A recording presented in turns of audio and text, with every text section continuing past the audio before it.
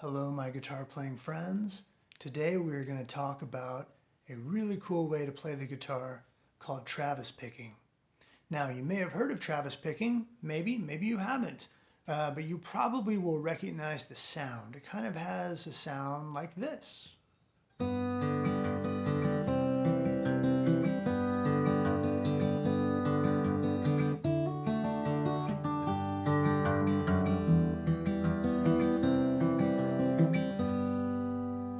It's just a beautiful sort of rolling rhythm way to play the guitar.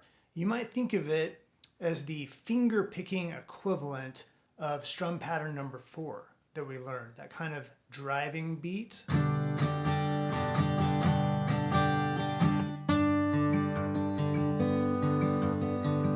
So it's great to know how to do this Travis picking pattern, first of all, because it sounds amazing, and second of all, because if you're always strumming the guitar in that same way, you can get a little bit of texture burnout, meaning that kind of constant acoustic guitar, strummy sound.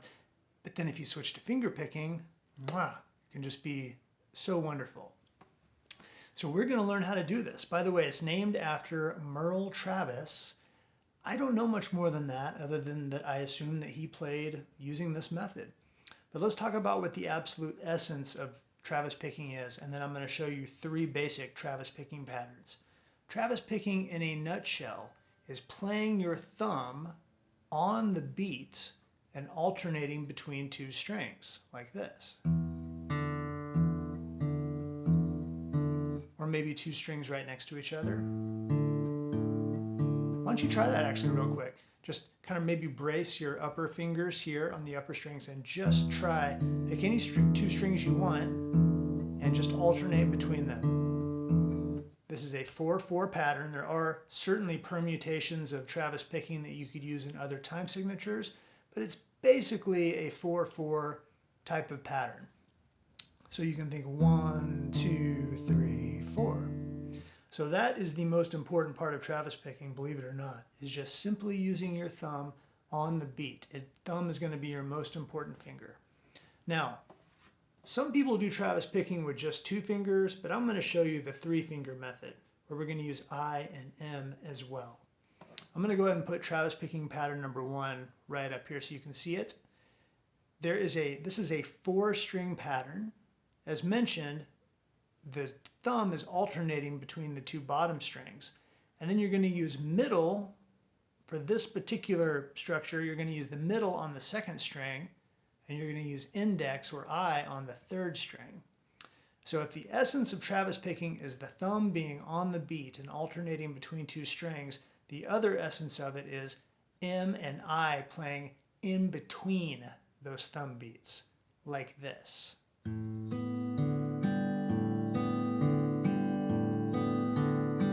See how the thumb is on the beat? Now I'm going to add my other fingers.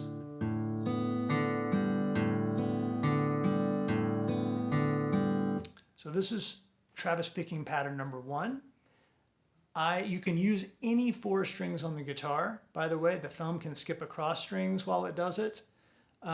We'll do that quite a bit in some different songs, but for now, I'd like you to focus on the middle 4 strings of your guitar. The way I want you to play it is a little bit slower than you might want to naturally do it, and a little bit louder than you might naturally want to do it. What I like to reference as the 10% rule. 10% louder, 10% slower than what you would probably just naturally do. So I encourage you just to sit down and P, M, P, I, P, M, P, I. P and M are on the 2 outer strings, and then P, I on the 2 inner strings. P, M, P, I, P, M, P, I. You might pause the video and just try this pattern quite a bit. Make sure that each string comes out. You don't want to kind of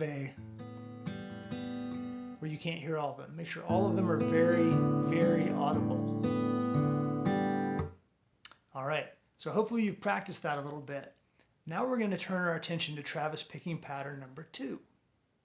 It's just slightly different, but just different enough to mess you up. Sorry about that.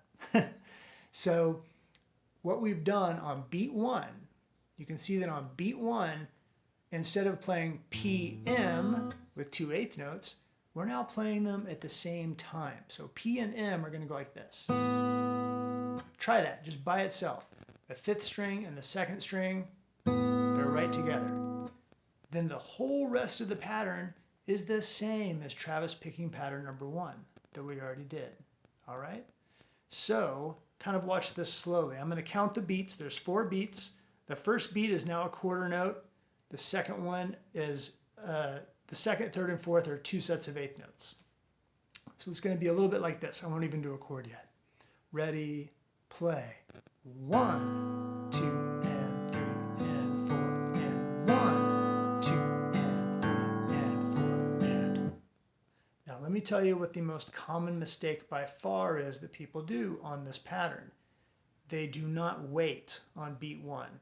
Because we have moved M over from where it was to be over top of P to where they both happen at the same time, now there's a full quarter note on beat 1. So you have to wait until beat 2 before you play the rest of the pattern. Again, 1, 2, 3, 4, 1, 2, and 3, and 4, and. Again, I would pause the video and practice that pattern a few times and try to get used to it using the 10% rule. So give it a try. All right, so I want to go ahead and actually real quick back to pattern 2. What's a song that uses pattern 2? One that we'll do over in the song section, the iconic classic by Kansas, Dust in the Wind. In fact, they use this pattern on the middle 4 strings on, and it sounds like this.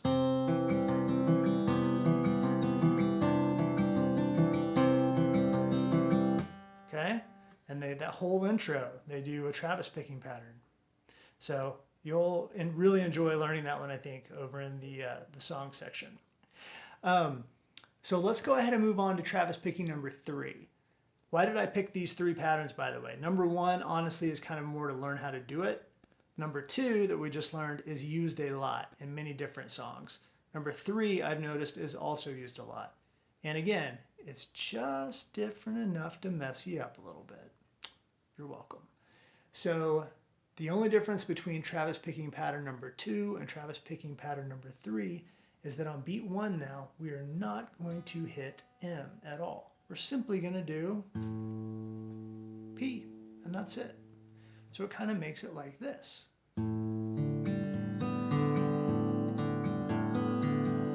I like this one. This is kind of my favorite of the 3, I think. I'm just picking kind of some random chords here, but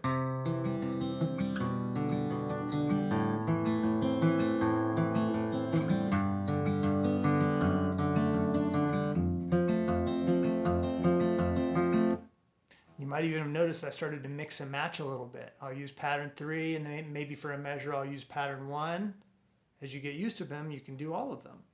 So again, I would use the 10% rule and practice pattern number 3, practice pattern 1, pattern 2, pattern 3, and you'll be able to apply Travis picking in all sorts of situations.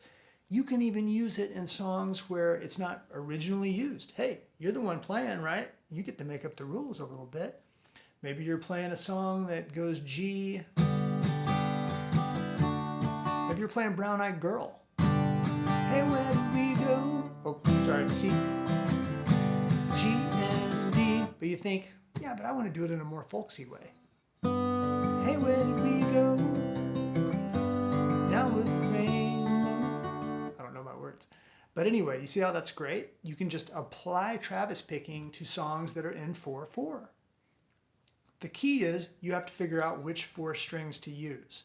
You will usually make sure you hit the bass note for one of them. Like if I'm doing a G chord, I'm going to make sure I get down to that low note.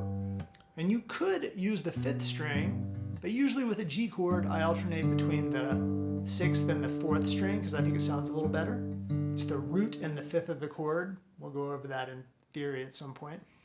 But the point is you can just try it and see what you think. So have fun practicing Travis picking. It's a really great way to play the guitar. So I really encourage you, even if you love the pick the most, I encourage you to try Travis picking and get good at it. And we'll use it over in our song section for several songs. Good luck.